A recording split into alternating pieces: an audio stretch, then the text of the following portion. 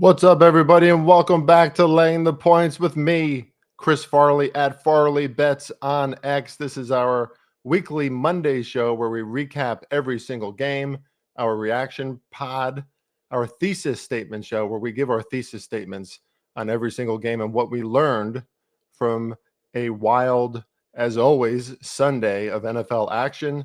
The wildest thing about this Sunday is over 7,000 entries in Circa Survivor eliminated because the Rams on Thursday night and then the Cardinals and the Bills all lose. The Rams and the Cardinals were the most chosen two teams in week 5.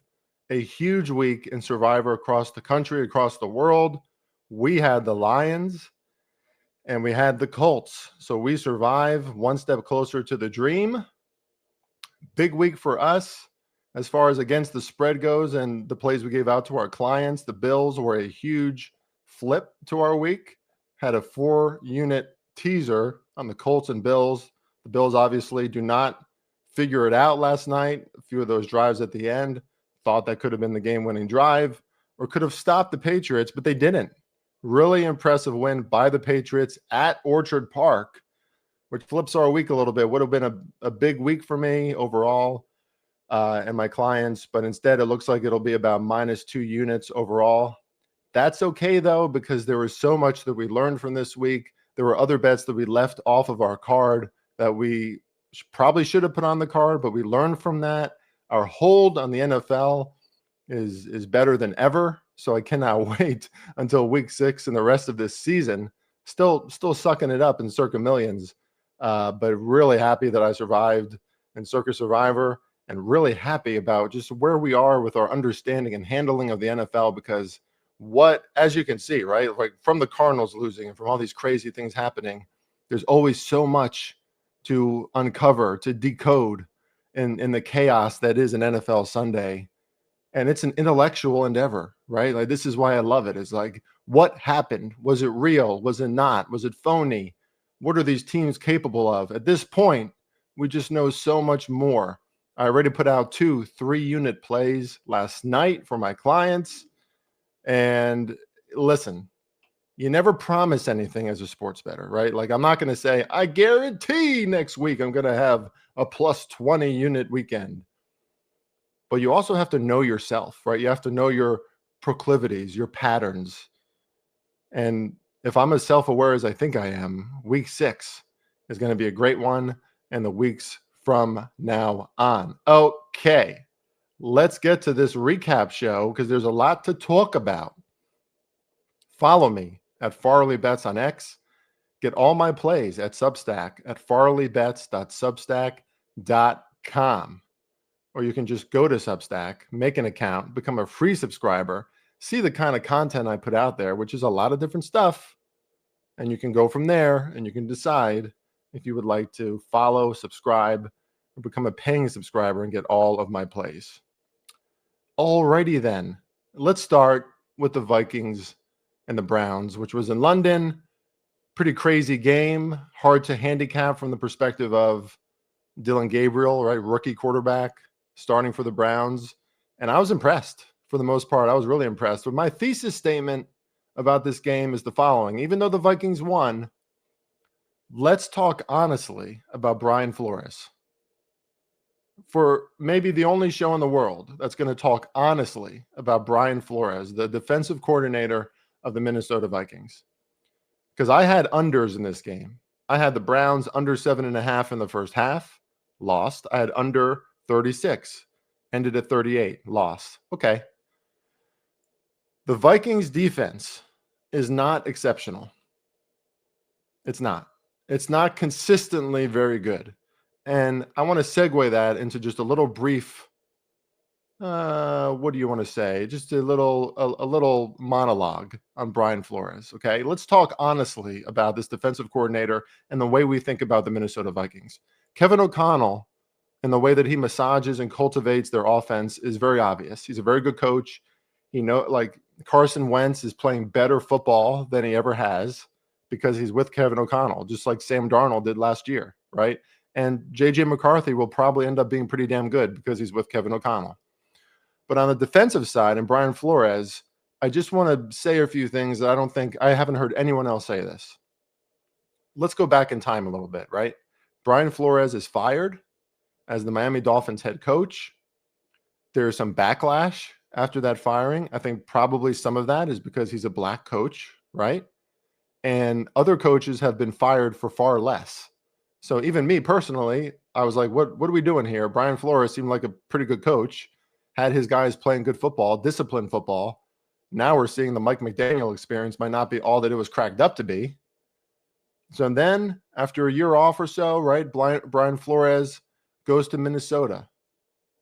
The Vikings last year are 14-3. And Kevin O'Connell, we trust. So we trust that Kevin O'Connell hired somebody and the administration hired somebody that we can trust. And last year, the defense made a lot of big plays, right? They showed up big in a lot of games. You saw the aggressive play calling from Brian Flores, the blitzing, the sacks, things like that, the turnovers that they forced. And you say, wow, look at this elite Brian Flores defense. The reality is it's not consistent enough, right? Statistically, they weren't elite last year. Statistically, they're not elite this year. And against a team like the Browns that starts a rookie quarterback in London, and I think the Browns had a good game plan, but if you're Brian Flores, if you're this defense, if you have the talent that you have on defense, you have to do a little bit better than this, right? This has to be a dominant performance by your defense, who you've been in London for 2 weeks to prepare for this game, right? And you just lost in the first game at Dublin. So they're not elite. And I'm not sure if Brian Flores is elite. Maybe he's listening to this podcast and they're going to be elite next week because I'm saying this. I don't know. But the truth is, Brian Flores is somewhere in between, right? And that's kind of a theme of today's podcast a little bit too. The truth is always somewhere in between, right? All these hot takes. Brian Flores is this, is not that. The Vikings defense is or is not that. It's somewhere in between, right? They are a good defense, and sometimes they're very, very, very good. In some matchups, they're going to be very, very, very good. But is Brian Flores in the Vikings defense always good, always buttoned up, always elite? No. And I don't think that's something we can depend on, and that's something you have to consider when the Vikings are going against a good offense or a great offensive play caller or game plan. That said, Minnesota still did enough. Credit to their offense mostly for pulling through at the end. There were some really key drives where they were magnificent. Carson Wentz, too, was a little banged up and made it happen. And the defense made some stops in the second half, particularly in the fourth quarter, which they needed to do. But again, couldn't do it all game against a rookie quarterback. So just something to note. Let's move on to the Texans and the Ravens. My thesis statement is the Ravens are cooked. Now, of course, Lamar Jackson is going to come back eventually. But if you're a team at home hosting the Houston Texans and what the Texans have shown us this year offensively, and the Texans put up, 44 on you, 44-10, you lose. And I know I kind of sound like Dave Chappelle there a little bit. Shoot up the entire school? What are you thinking? 44-10, you lose at home? The Ravens just might be cooked. And John Harbaugh is a little bit of a joke to me right now. Look, I know half your team is injured. That sucks. What did we see from the 49ers on Thursday Night Football? What do we see from other coaches like Jim Harbaugh, his brother, who's dealing with a ton of injuries on the Chargers right now? You have to have some sort of response as a team to rally together as professionals when you're 1-3 at home hosting a bad offense. Instead, they get obliterated. 27-12 in first downs, Houston led. Houston outgained the Ravens 417-207. This is not phony. It didn't just happen out of nowhere. The Ravens are playing really bad football. And of course, Lamar Jackson is next to Josh Allen and Patrick Mahomes, these are the most important players for their teams, and Joe Burrow.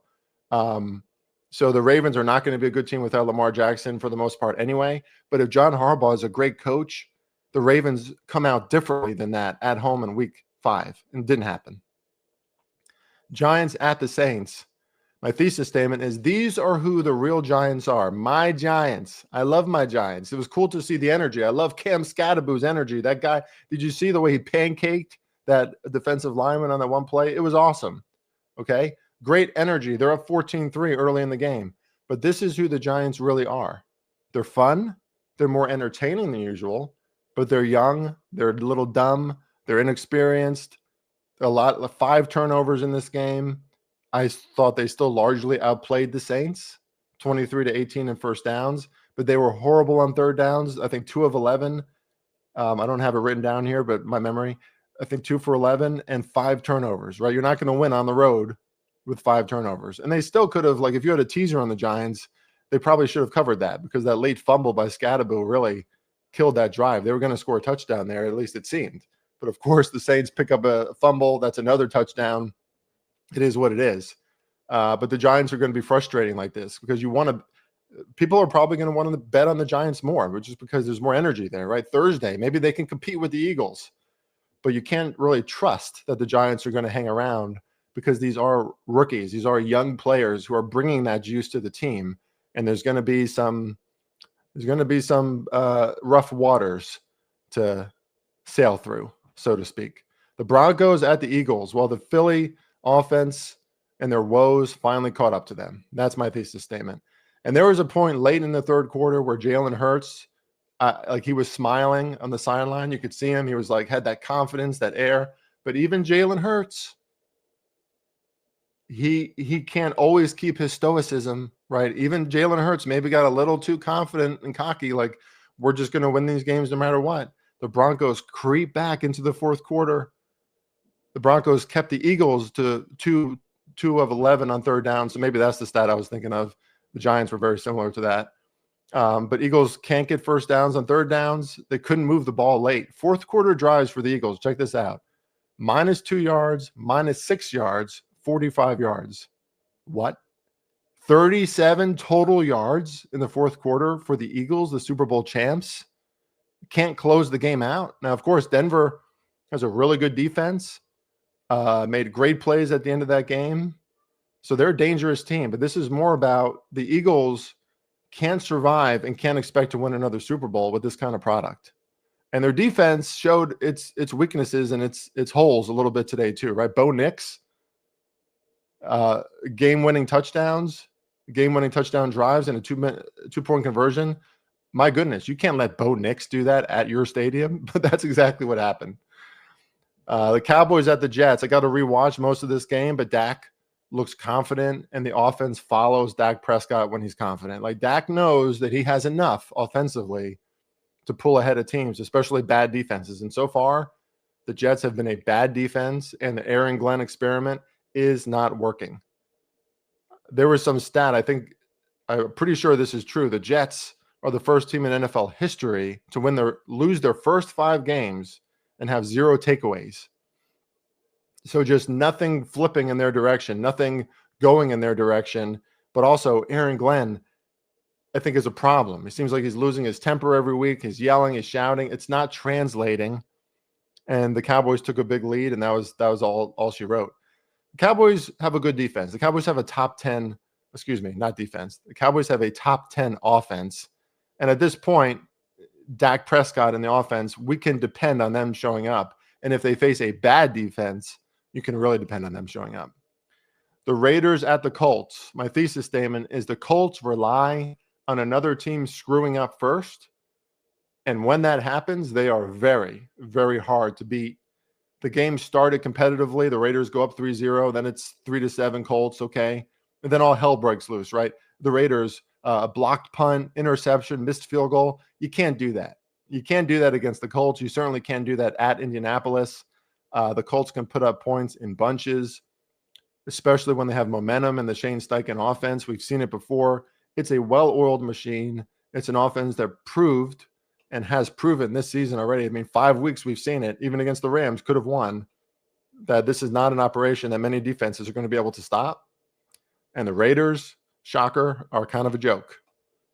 They did not – I didn't learn much about the Raiders because I already knew that, and the Colts were one of those positions where I wish I put far more money on this week. Had them in that teaser, obviously, which I used them in other ways. But the Raiders are not a team you can trust at all. Like, the Raiders are, I believe, at home against the Titans next week, and they're like 5.5 to 6 point favorites. That's absurd. I'll just throw that out there. Absurd. I've lost plenty of times betting on the Titans this year, so I'm a little reluctant, but that's an absurd line on the Raiders against any team. Dolphins at the Panthers. This says a lot about the Panthers organization, and it's their second straight impressive win at home. It also says, like very plainly, right in front of you, clear as day, you can see the Panthers and the Dolphins organizations are going in different directions. And obviously, like the Panthers aren't a great team. I don't expect the Panthers to make the playoffs or even compete in the NFC South. They're going to lose more games. They're still going to get blown out. But at home, you got to respect what they're doing. You got to respect the effort. They climbed back into this game. They figured it out. And Miami let their guards down. But listen, the Panthers, 418 to 248. The Panthers controlled this game, outgained the Dolphins. And the Dolphins took advantage of an early lead, but they couldn't close it out. There's just no like oomph. There's no zest to the Dolphins right now. Mike McDaniel very clearly does not have ownership over this team. I would expect his firing to come any day now, maybe after next week, because I think the Chargers could blow them out after Jim Harbaugh lost his second game in a row. The Chargers didn't lose more than 2 games in a row, or the Chargers, did not lose 2 games in a row all of last season. The first season of Jim Harbaugh coaching them. Now they just lost 2 in a row. They're going to Miami with the product that you see from Miami. Do you feel good about Miami in that game? Because I don't. Bucks at the Seahawks. My thesis is that Baker Mayfield is just so fun to watch on this roster. And we were right. I was right when I keep saying that the Bucks do not need Mike Evans as much as most teams would need their number 1 receiver. Mike Evans not in this game, obviously. Bucky Irving wasn't in this game. But the wide receiver room for the Bucks is unbelievable. Right? We saw guys like Sterling Shepard, my former Giant, stand out and make big plays for this team.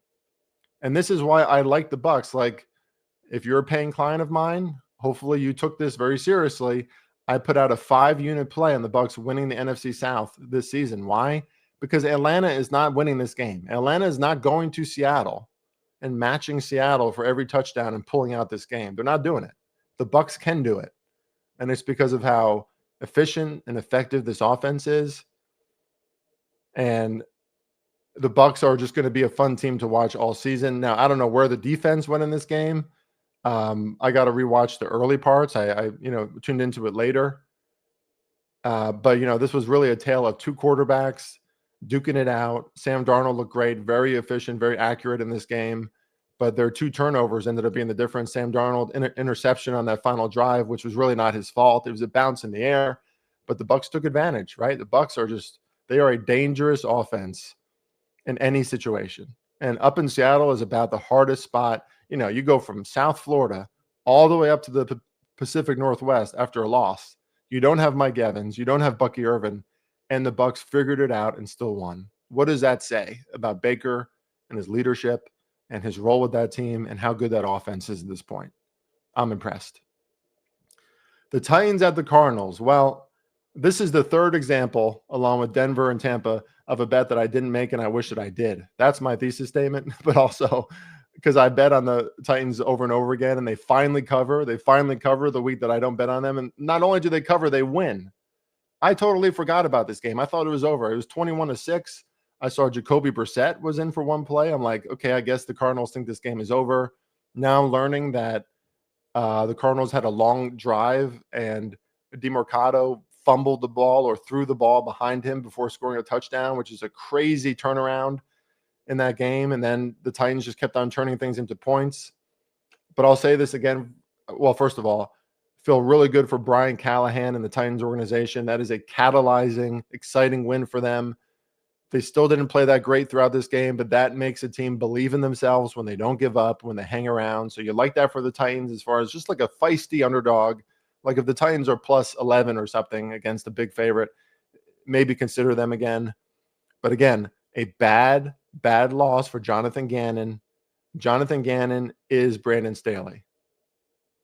Brandon Staley is Jonathan Gannon. They are coaches who know defense, but cannot lead a team, and these things happen, right? Finkel is Einhorn. Einhorn is Finkel.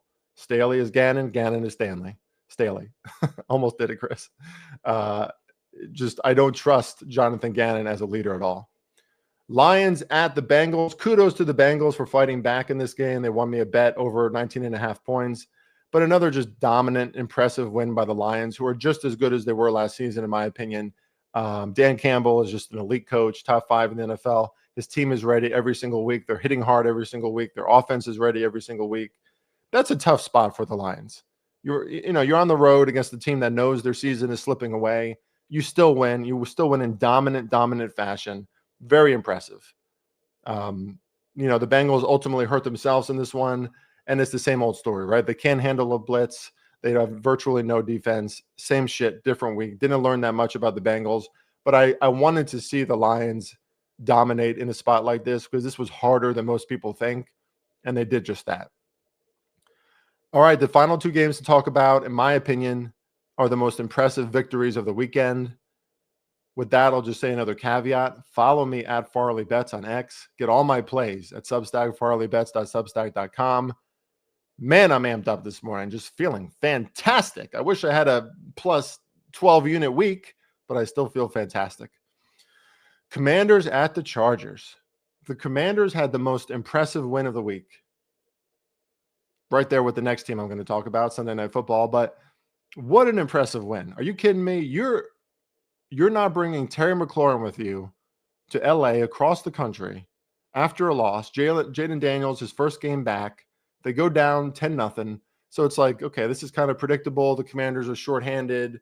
The Chargers are going to pull away with this game probably, right? The Chargers lost last week too, so they're at home, blah, blah. Nope. Jaden Daniels, that special kid, Jaden Daniels, who I fucking loved watching him last season. I love him this year. I love his poise. Like, I love how confident he is, like quietly confident out there.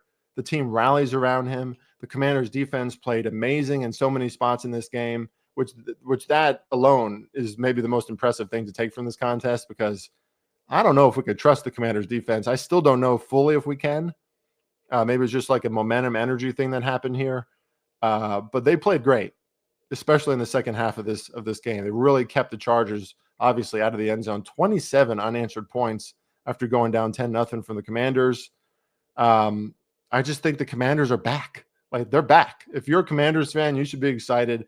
This looks like a playoff team. And if you have this kind of victory, it's like the Bucs, right? You go on the road to Seattle and pull that off. You go over across the country to LA and you pull this off shorthanded after a loss when your quarterback just came back from injury. There might be some things to get used to. Nope. And I got to say, my good buddy Ryan Reynolds, who was on the contest show last Wednesday, tune into that contest show this week. We have a great guest too, Kate Constable, coming on this week from BetMGM. Ryan Reynolds keeps saying he doesn't like this Chargers roster as much as most people. And of course, they're dealing with a big injury bug right now. And defense is very banged up. They missed Joe Alt in this game. So that's part of it. But impressive win by the Commanders. And lastly, the Patriots at the Bills, the game that broke my weekend from an ATS winning standpoint in my own bets. Brutal in that way, but what an impressive win by the Patriots on the road at Orchard Park. Barely any teams can do even that, right? Can like compete at Orchard Park against the Bills and that crowd and Josh Allen, and their defense usually flies around and just plays better football. The New England defense finally showed its true potential, how capable they are, how talented they are. And Drake May, like, is he there yet? Is he like one of the, Josh Allens of the league and all that? Of course not, right? He's got some work to do, but this is a game that the Patriots really cared about. It's a game that we saw the line move up and down all week. Like, the market wasn't sure about it, but the Patriots proved that they can hang with a team like the Bills. They had a great game plan, especially on defense, but offensively too. You're starting to see, right, Josh McDaniels settling into his role, a role he's very comfortable with there as a Super Bowl winning offensive coordinator with the Patriots in the past, and the Patriots win. And Drake May made some really like brave, getting hit, like that one throw where he was getting taken down and he still got the ball to Stephon Diggs to start that game-winning drive. Like, I don't know how he pulled that off, but he did. And it was the Patriots. I mean, the ball bounced their way quite a few times in this one too, I must say. And the Bills had a ton of penalties, 11 for 90 yards. The Patriots had quite a few too, but the Bills penalties felt like they were really crucial at more crucial times than the Patriots penalties. And I don't know if like this means that the Patriots have arrived just yet either.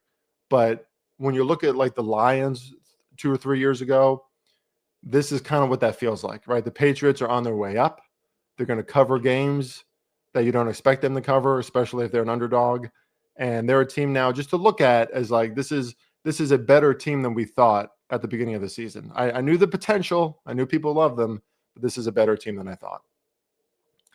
All right, everybody. With that, our recap show, our thesis statement show is complete. On to Wednesday and the contest show. We're going to have Kate Constable on to talk about her Bears, maybe talk a little Chicago Bulls before the NBA season.